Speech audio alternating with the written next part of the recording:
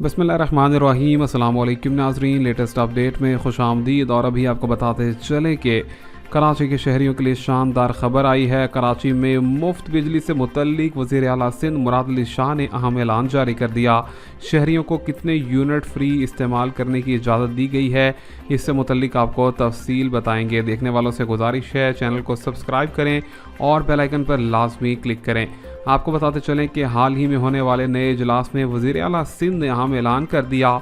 सिंध में ग्रिड से बाहर रहने वालों सार्फिन के लिए शमसी तवानाई के ज़रिए बिजली दी जाएगी और बताया जा रहा है कि 100 यूनिट तक का माहाना बिल सिंध हुकूमत खुद अदा करेगी। जी हाँ, उन्होंने कहा है सिंध हुकूमत जो है 100 यूनिट तक इस्तेमाल करने वालों को मुफ्त बिजली देगी। और इसी के साथ ये बताया गया है कि दूसरी जानिब पंजाब के अंदर जो है वो बिजली की जो कीमत है उसके अंदर भी कमी की जा रही है। और ये कहा जा रहा है कि वज़ीर आला पंजाब मरियम नवाज़ जो हैं वो 200 यूनिट तक मुफ्त बिजली मुहैया करेंगी। और इसी के साथ जो है वो 500 यूनिट तक इस्तेमाल करने वालों को सोलर सिस्टम भी कम कीमत पर फराहम किए जाएंगे।